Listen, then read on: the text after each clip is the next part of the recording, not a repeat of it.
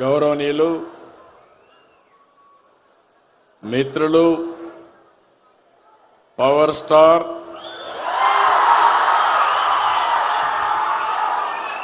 గౌరవ deputy CM Pawan Kalyan గారు,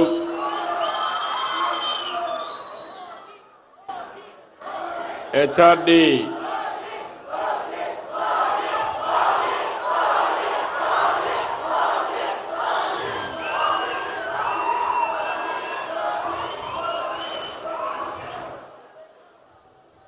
గౌరవ సహచర మంత్రివర్గ సభ్యులు, హ్యూమన్ రిసోర్స్ డెవలప్మెంట్ శాఖ మంత్రి, యువకుడు ఉత్సాహవంతుడు శ్రీ లోకేష్ గారు,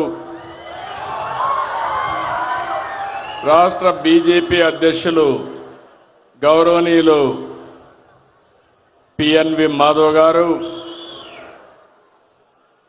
సహచర మంత్రివర్గ సభ్యులు రామ్ ప్రసాద్ రెడ్డి గారు, సత్యకుమార్ యాదవ్ గారు, స్థానిక శాసనసభ్యులు బోండా ఉమా గారు, విజయవాడ పార్లమెంట్ సభ్యులు కేశినేని శివనాథ్ గారు, ఈరోజు ఈ కార్యక్రమంలో భాగస్వాములైనటువంటి ఆడబిడ్డ బెనిఫిషరీ లలిత గారు, ఇంకొక పక్కన ఇంకొక బెనిఫిషరీ శ్రీనివాసరావు గారు, ఈ కార్యక్రమాన్ని సమర్థవంతంగా నిర్వహించినటువంటి కృష్ణబాబు గారు, గౌరవ శాసనసభ్యులు శ్రీనివాస్ గారు, కలెక్టర్ లక్ష్మీషా గారు, అందరికంటే ప్రత్యేకంగా ఆటో డ్రైవర్లందరికీ పేరు పేరున మీ అందరికీ అభినందనలు, శుభాభినందనలు.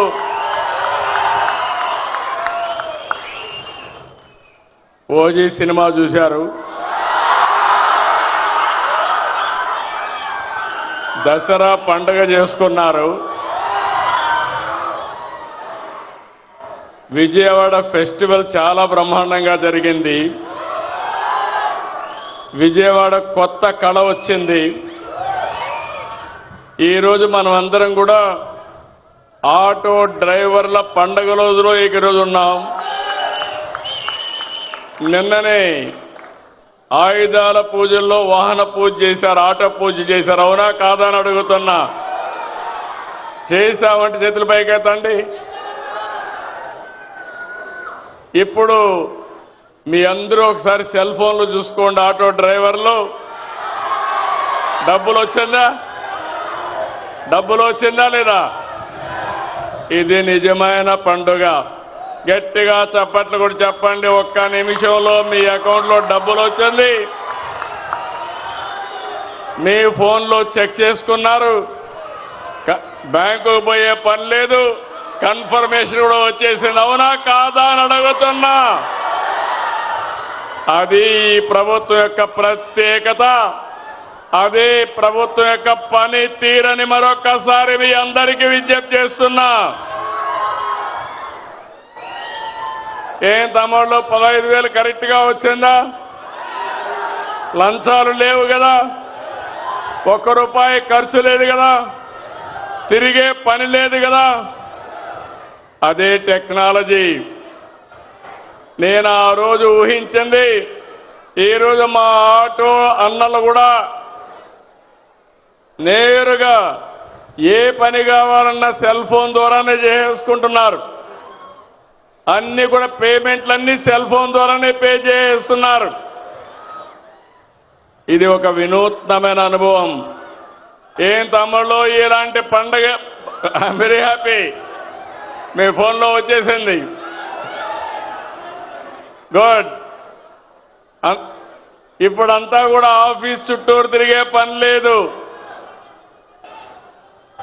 ఆటోమేటిక్ గా చెప్పిన రోజున చెప్పినట్లు పనిచేసే ప్రభుత్వం ఈ ఎన్డీఏ ప్రభుత్వం అని మరొక్కసారి విజ్ఞప్తి చేస్తున్నాను. ఇప్పుడే మిత్రులు చెప్పారు, చాలా విషయాలు మాట్లాడారు.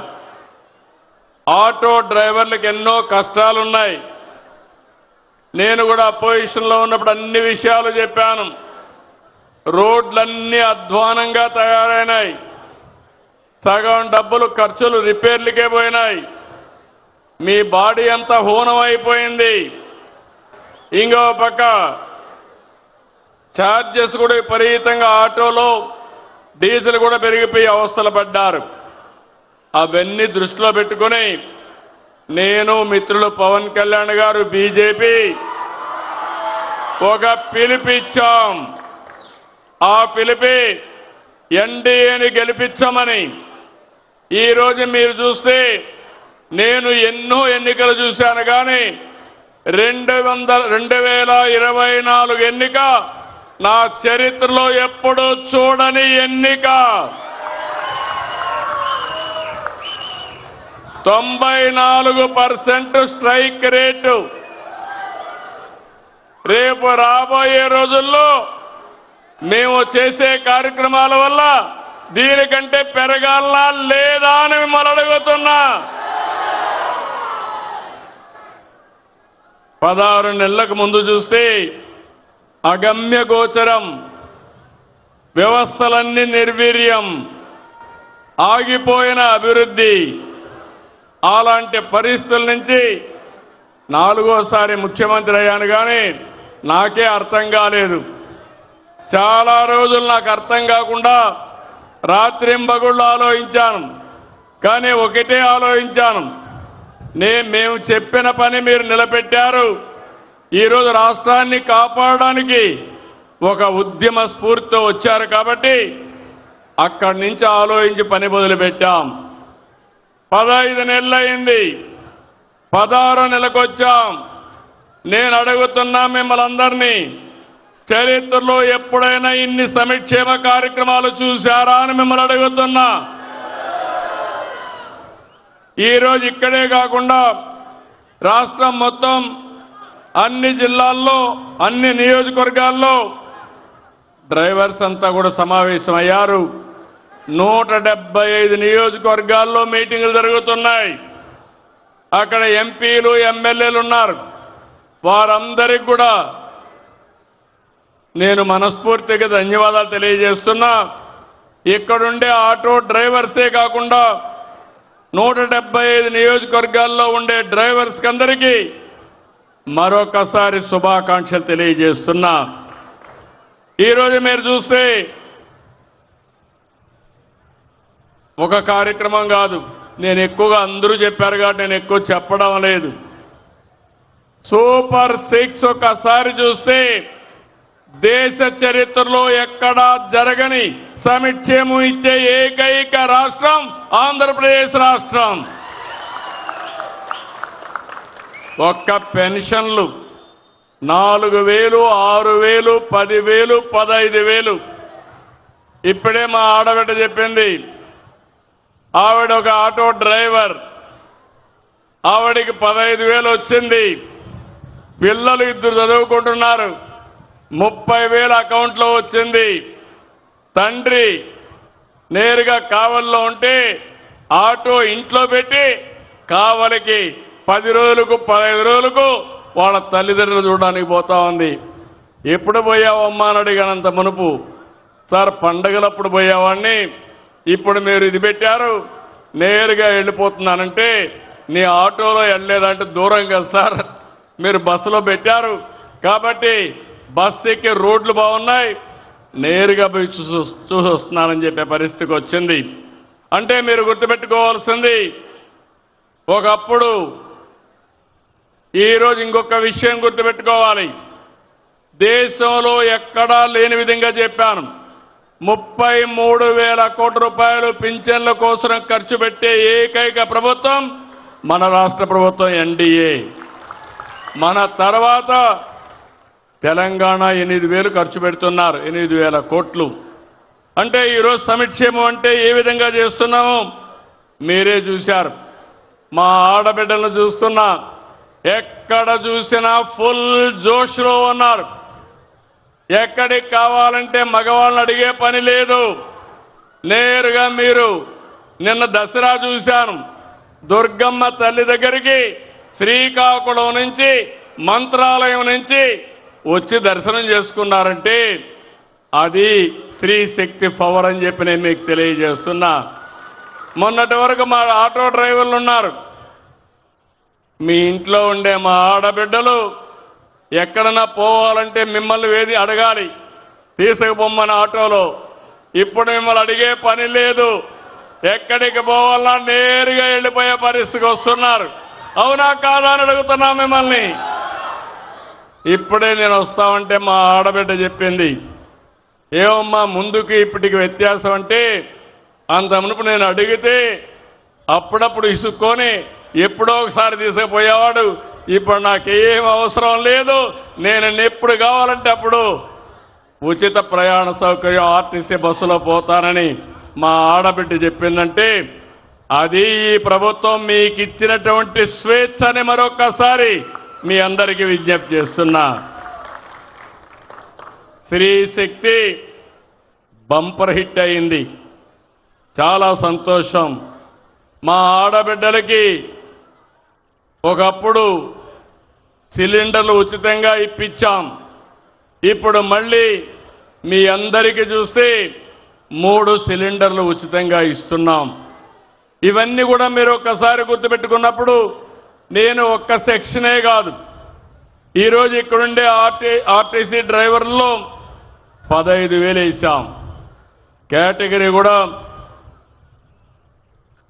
క్యాబ్ డ్రైవర్, ఆటో డ్రైవర్ కానీ, ఇంకో పక్కన వివిధ రకాలైన వెహికల్స్ లో మీరు చూసినప్పుడు auto rickshaw, 3 wheeler passenger, motor cab, maxi cab, ఇలాంటి రవాణా సౌకర్యం ఉండేటన్నీ కూడా ఇచ్చాం. ఇందులో మీరు చూసినప్పుడు 2,90,669 మందికి ఆన్లైన్లో డబ్బులు పడ్డాయి. ఏ ఒక్కరికి రాకపోయినా మీరు రిపోర్ట్ చేయండి, మీకు నెంబర్ ఇచ్చాం. ప్రతి ఒక్కరికి డబ్బులు వేసే బాధ్యత మాదని మరొక్కసారి మీ అందరికీ హామీ ఇస్తున్నా. ఇదే కాకుండా ఆటో డ్రైవర్ అంటే చాలా మంది పేదవాళ్ళు ఎక్కువగా ఉన్నారు. అలాంటి ఆటో డ్రైవర్లందరికీ ఇది వర్తిస్తుందని చెప్పి కూడా నేను మీకు తెలియజేస్తున్నా. ఇవి కాకుండా ఇంకొక పక్కన మీరు చూస్తే ఈరోజు రోడ్లన్నీ బాగుపడ్డాయి. ఇప్పుడే నేను మంచి అవకాశం ఆటో డ్రైవర్ ఫ్యామిలీతో ట్రావెల్ చేశాను. ఆ కుటుంబ వివరాలన్నీ కనుక్కున్నాను. ఈరోజు ప్రతి ఒక్కరికి ఒక ఆశలు ఉన్నాయి. నేను ప్రయాణించిన ఆటో డ్రైవర్ అయితే వాళ్ళ నాన్న కూడా డ్రైవర్, కాబట్టి ఈయన కూడా డ్రైవరే అయ్యే పరిస్థితికి వచ్చాడు. కానీ ఆ 2 పిల్లల్ని ఆలోచించాడు. 2 కొడుకులు ఉన్నారు, 2 గురించి ఆలోచించాడు. నేను పడిన కష్టం నా పిల్లలు పడకూడదని ఎన్ని కష్టాలైనా చదివిస్తామని ఆ కుటుంబం ముందుకు పోయే పరిస్థితికి వచ్చారు. వాళ్ళని ఒకసారి ఇక్కడికి రమ్మంటున్నా. ఒక ఆదర్శం ఈ కుటుంబం. రండి, ఇక్కడ అందరూ 4 రండి. ఈ కుటుంబం ఒక ఆదర్శం. రండి, పైకి రండి.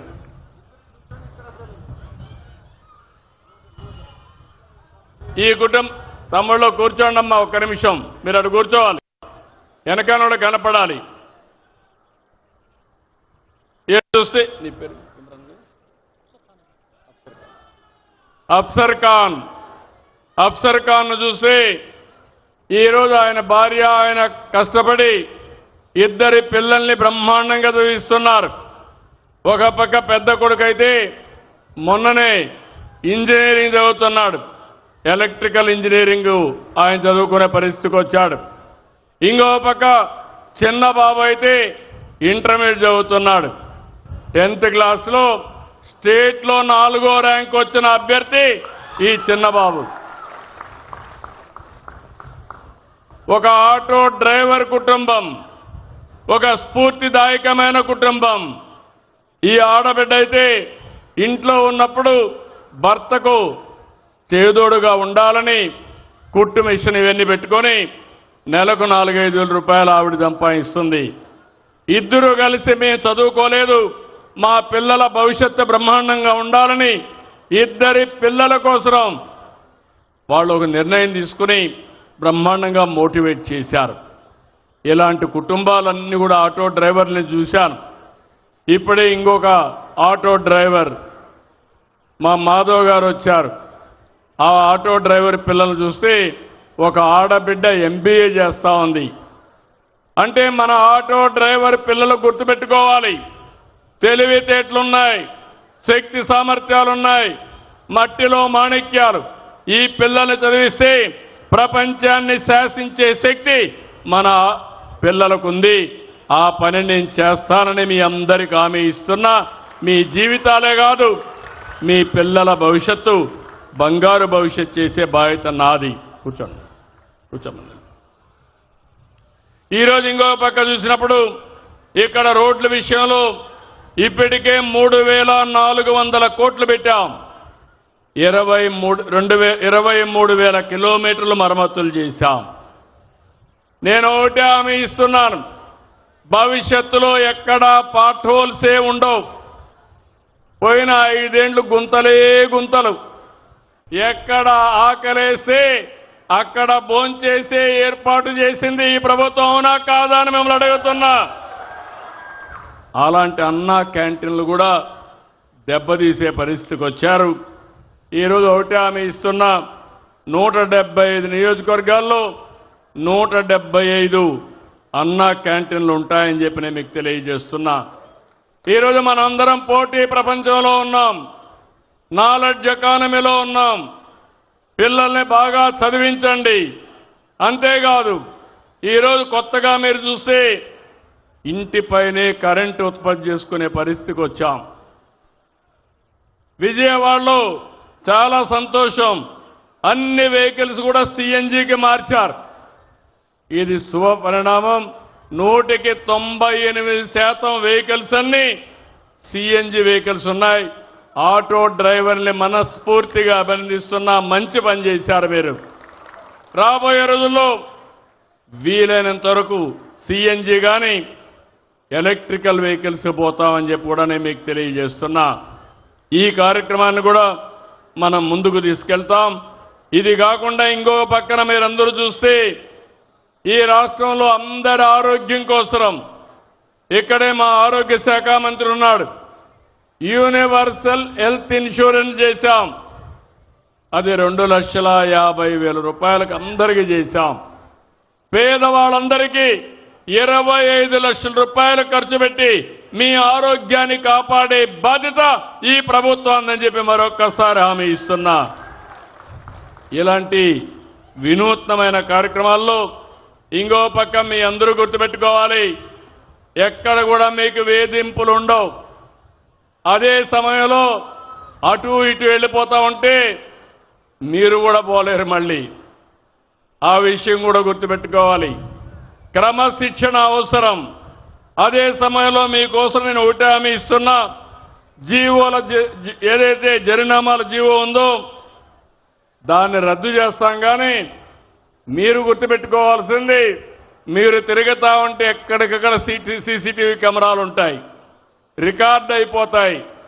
మీరు అనవసరంగా కయాస్ క్రియేట్ చేస్తే దానివల్ల మీకు కూడా నష్టం. మిమ్మల్ని ఎడ్యుకేట్ చేస్తాం, రోడ్లు బాగా వేస్తాం, మీకోసం ఒక సంక్షేమ బోర్డు పెడతాం. నా ఒక్క చిన్న కోరిక, మీరు కూడా క్రమశిక్షణగా ఉండి 10 మందికి చెప్పి దానివల్ల టూరిజం అభివృద్ధి అవుతుంది, లా అండ్ ఆర్డర్ మెయింటైన్ అవుతుంది. మీ జీవితాలే కాకుండా ప్రయాణం చేసే వ్యక్తుల యొక్క ప్రయాణం కూడా సుజావుగా ఉంటుందని చెప్పి కూడా నేను మీకు తెలియజేస్తున్నా. అదే సమయంలో ఏవైతే ఆటో డ్రైవర్లందరికీ ఫేజ్డ్ మేనర్ మీ వెహికల్స్ అన్ని మార్చడానికి, EV వెహికల్స్ చేయడానికి కూడా ముందుకు పోతాం.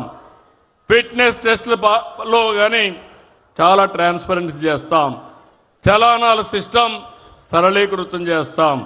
బ్రేక్ లైసెన్స్ టెస్టింగ్ కేంద్రాల విస్తరణ, ఇవన్నీ కూడా చేపడతామని చెప్పి కూడా నేను మీకు తెలియజేస్తున్నా. ఇవన్నీ కూడా ఒకటే మీ అందరికి గుర్తుపెట్టుకోవాలి. ఈరోజు ఈ ప్రభుత్వం పేదల ప్రభుత్వం, మధ్యతరగతి ప్రభుత్వం. ఈరోజు టెక్నాలజీ ఏజ్లో ఉన్నాం. నేను వస్తా ఉంటే మా ఆడబిడ్డని అడిగాను, డ్రైవర్ని అడిగాను. అడిగితే ఒకటే మాట అన్నాడు, సార్ టెక్నాలజీని నేను కూడా ఉపయోగించుకుంటున్నా, ఒకప్పుడు నేను ఏదైనా కట్టాలంటే బ్యాంకు పోయేవాడిని. ఇప్పుడు బ్యాంకు కూడా పోయే పని లేదు.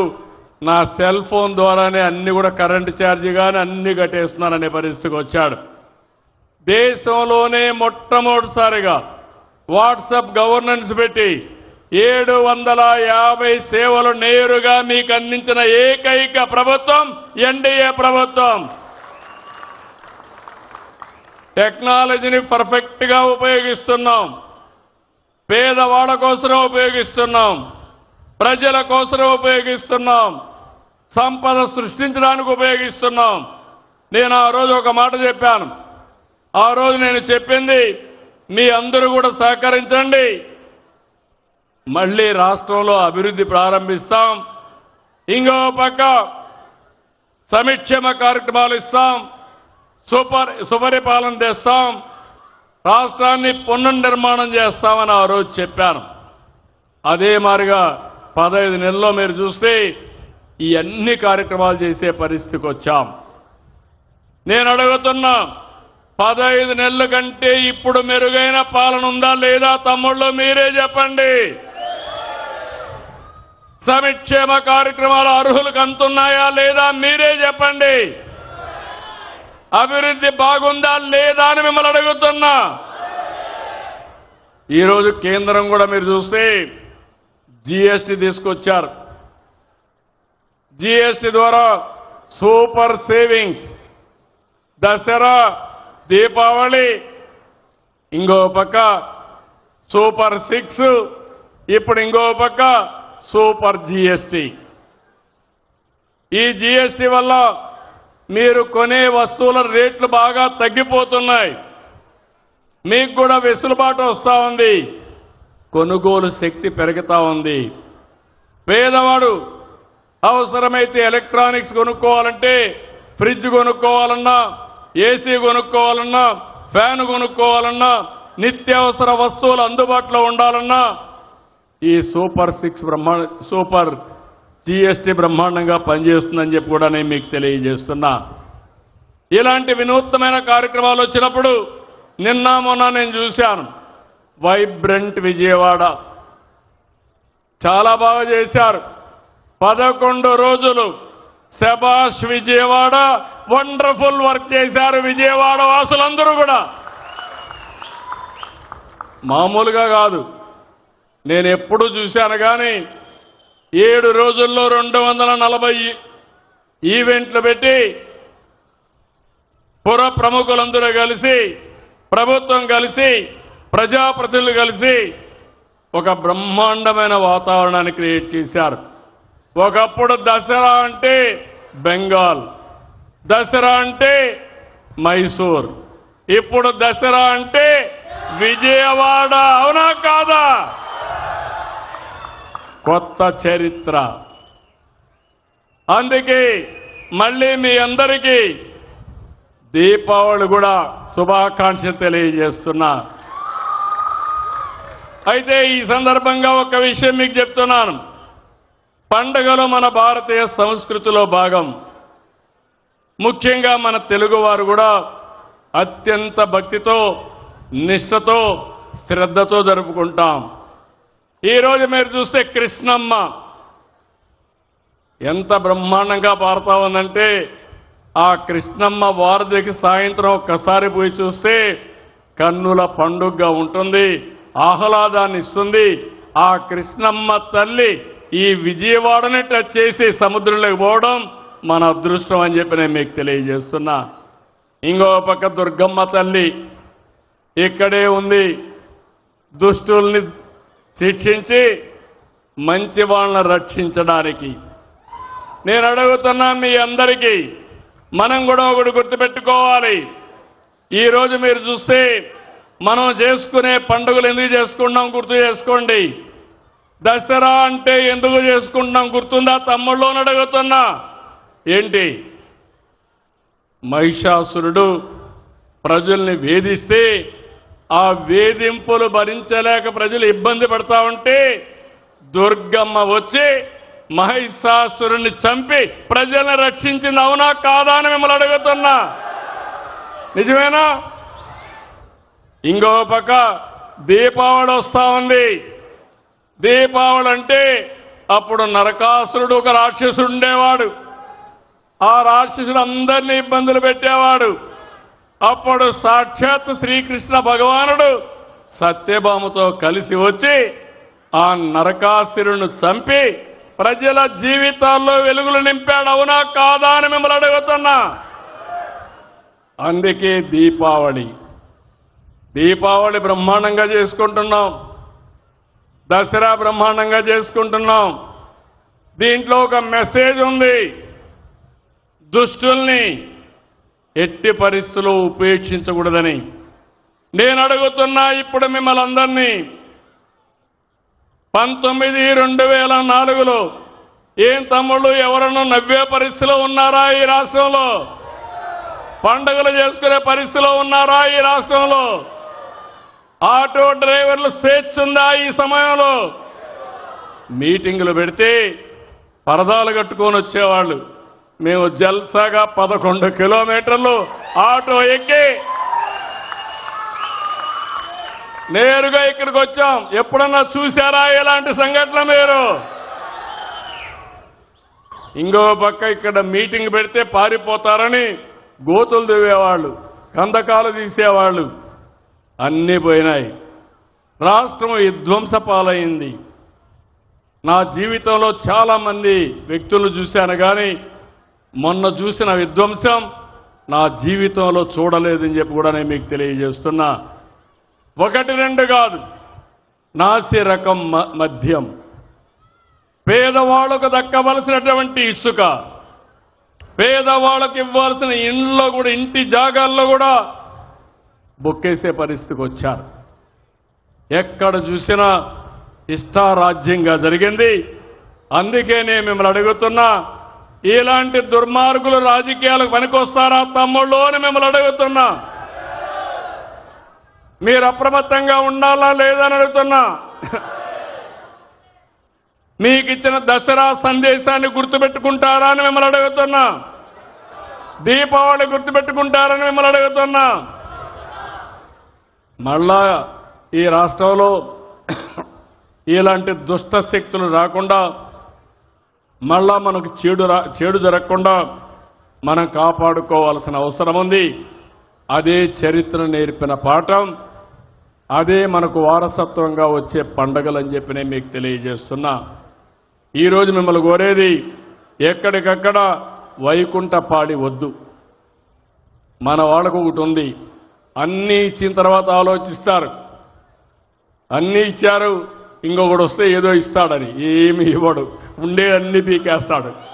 ఆ విషయం మీరు గుర్తుపెట్టుకోవాల్సిన అవసరం ఉంది. ఎప్పుడు కూడా ఒకటి గుర్తుపెట్టుకోవాలి. ఈరోజు గుజరాత్లో 25 సంవత్సరాల నుంచి ఒకటే పరిపాలన ఉంది, అదే బీజేపీ పరిపాలన. అందుకే బీజేపీ గుజరాత్ చూస్తే అన్ని రంగాలలో నెంబర్ 1గా ఉందంటే దానికి కారణం సుస్థిరమైన పాలన, 25 ఏళ్లు కంటిన్యూగా ఉండే పాలన అని చెప్పి నేను మీకు తెలియజేస్తున్నా. ఇలాంటి ఎగ్జాంపుల్ చూసినప్పుడు నరేంద్ర మోడీ గారు కేంద్రంలో 3వ సారి గెలిచాడు. ఈరోజు మనం కూడా గుర్తుపెట్టుకోవాల్సింది, డబల్ ఇంజన్ సర్కార్ మీ అందరికీ ఎక్కడ లేని బెనిఫిట్ వస్తున్నాయి. ఈ కష్టకాలంలో కేంద్రంలో బీజేపీ ఎన్డీఏ ఉంది కాబట్టి, రాష్ట్రంలో ఎన్డీఏ ఉంది కాబట్టి, ఇక్కడ నేను కానీ పవన్ కళ్యాణ్ గారు కానీ బీజేపీ కానీ సమర్థవంతంగా పనిచేస్తున్నాం కాబట్టి కష్టాలు తీరాయి, మంచి భవిష్యత్తు వచ్చే పరిస్థితి వచ్చింది. ఇది గుర్తుపెట్టుకోమని మిమ్మల్ని కోరుకుంటూ మరొక్కసారి ఆటో డ్రైవర్లకు అందరికీ హామీ ఇస్తున్నా. ఈరోజు ఇంకొక పక్కన మీరు చూస్తే ఊబర్ ఉంది, ర్యాపిడో ఉంది. మీకు నష్టం జరిగేది సరైన సమయంలో అవి మనం తీసేయలేం. కానీ ఈ డ్రైవర్లందరికీ ఒకటే హామీ ఇస్తున్నా, ఈ 2,90,000 మందికి నేను మీ అందరికీ అవసరం ఒక యాప్ తయారు చేస్తాం, మీకు నేరుగా బుకింగ్లు వచ్చేట్టుగా చేస్తాం. 3వ యాప్ మీకు వస్తుంది. అదంతా కూడా మీరు ఎక్కడున్నా ఎలాంటి బిజినెస్ వస్తుందో మీ దగ్గర ఇచ్చే బిజినెస్ ని 24 గంటల ఆటో స్టాండ్కి పోయి పడిగాపులు కాసే పని లేకుండా టెక్నాలజీల వల్ల వచ్చే లాభాలను మీకు ఇచ్చే బాధ్యత మాది. దాన్ని అందిపుచ్చుకునే బాధ్యత మీది. అవసరమైతే ఆటో డ్రైవర్ సంక్షేమ బోర్డు ఏర్పాటు చేస్తాం. అందులో మిమ్మల్ని మెంబర్లుగా పెడతాను. మీ భవిష్యత్తు కోసం పనిచేస్తుంది. అందులో ఒక భాగం యాప్ తీసుకొచ్చి కంట్రోల్ రూమ్ బట్టి మీకు బిజినెస్ మీకే ఇప్పించే బాధ్యత మీ సంఘమే తీసుకున్నట్టుగా చేసే బాధ్యత నాదని మీ అందరికీ విజ్ఞప్తి చేస్తున్నా. ఇలాంటి వినూత్నమైన ఆలోచనలకి మీరు కూడా సహకరించండి. నేను కూడా మీకు అండగా ఉంటానని మరొక్కసారి తెలియజేసుకుంటూ ఈరోజు ఈ కార్యక్రమానికి వచ్చిన మిమ్మల్ని అందరినీ పేరు పేరున అభినందనలు. ఆటో డ్రైవర్లకు ఒకటే విజ్ఞప్తి, మీరు ఆటో ఎక్కినప్పుడు మీకు మంచి చేసిన ప్రభుత్వం గురించి 10 మంది ప్రయాణికులకి చెప్పండి. అది చెప్పి మీరు ముందుకు తీసుకెళ్ళండి. మీ భవిష్యత్తు బంగారు భవిష్యత్తు చేసే బాధ్యత, మీ పిల్లల భవిష్యత్తు బంగారు భవిష్యత్తు చేసే బాధ్యత, ఇండ్లు లేని ప్రతి ఒక్కరికి ఇండ్లు కట్టించే బాధ్యత మాదని మీ అందరికీ హామీ ఇస్తూ సెలవు తీసుకుంటున్నా. మళ్ళీ ఒకసారి విజ్ఞప్తి చేస్తున్నా, హ్యాపీ దీపావళి. పండగలే పండగల భవిష్యత్తులో ప్రతి ఒక్కటి పండగే. మీరు ఆనందంగా ఉండడం మాకు కావాల్సింది. మీకు ఎలాంటి ఇబ్బందులు లేనటువంటి సుపరిపాలనకు మేము నాంది పలుకుతామని చెప్పి తెలియజేసుకుంటూ అందరికీ నమస్కారాలు. జై హింద్. గౌరవ రాష్ట్ర ముఖ్యమంత్రి వర్యులు నారా చంద్రబాబు నాయుడు గారికి హృదయపూర్వక ధన్యవాదాలు.